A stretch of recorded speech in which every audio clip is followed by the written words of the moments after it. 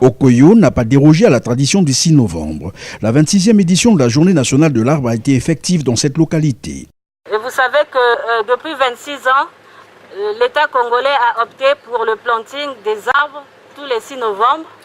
C'est en riposte au phénomène de déforestation. Donc l'objectif du gouvernement, c'est de restaurer la flore. Nous, citoyens d'Okoyo, nous répondons à ce mot d'ordre de la nation. Ainsi, le docteur Jean-Daniel Ovaga a effectué le déplacement d'Okoyo spécialement pour participer à cette journée aux côtés de Madame le maire de la communauté urbaine de cette localité qui lui a accordé une audience bien avant l'opération du planting d'arbres proprement dite. L'honorable est arrivé dans la communauté urbaine d'Okoyo et il est donc de bonne loi qu'il vienne présenter les civilités à la première citoyenne d'Okoyo. Nous avons débattu entre autres de la journée de l'arbre. Vous savez qu'aujourd'hui nous sommes le 6 novembre qui est consacré à l'arbre. Nous avons donc retenu 2 sites pour Okoyo, à l'entrée d'Okoyo et derrière le district pour sécuriser le sol de la sous-préfecture. L'opération a donc consisté à la plantation d'un total de 500 plants, soit 80 plants d'eucalyptus type PF1 de part et d'autre de la route d'entrée à Okoyo à partir de l'aérodrome. Et plus de 400 autres plants d'acacia manjom et de toreliana ont été plantés derrière le siège de la sous-préfecture d'Okoyo en construction.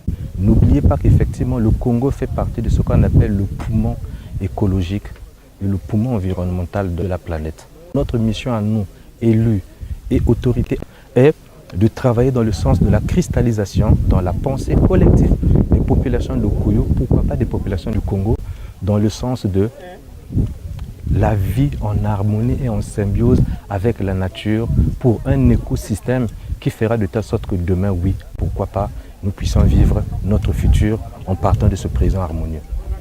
Alors que 2012 présente un rapport planétaire le plus alarmant sur le réchauffement climatique, c'est ici l'occasion pour les populations d'Okoyo de rendre hommage aux visionnaires de cette journée aussi importante que capitale pour maintenir l'équilibre de l'écosystème. Oui, Dieu a béni Okoyo en dotant Okoyo des forêts, des savanes, des cours d'eau et d'un sol fertile. Mais parfois le comportement prédateur des êtres humains détruit parfois cet écosystème-là.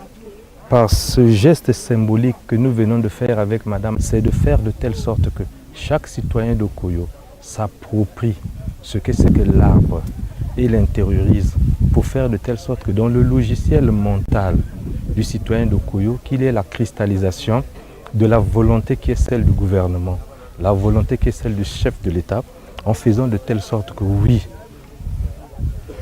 cette symbiose entre l'homme et son écosystème est une question de survie et une question d'honneur pour les populations. Vous savez, il n'y a rien de plus important que l'arbre dans la vie des hommes.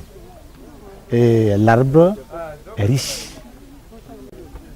en sens qu'il enrichit la nature et alimente ceux qui y vivent. Surtout avec les phénomènes des érosions. Bien que nous sommes dans une zone climatique assez favorable, mais il n'y a rien de plus beau que de devoir apporter sa contribution pour le maintien de cet équilibre. Jeunes et vieux, hommes et femmes d'Okoyo, comme vous le constatez sur ces images, ont donc participé avec enthousiasme à cette journée nationale de l'arbre.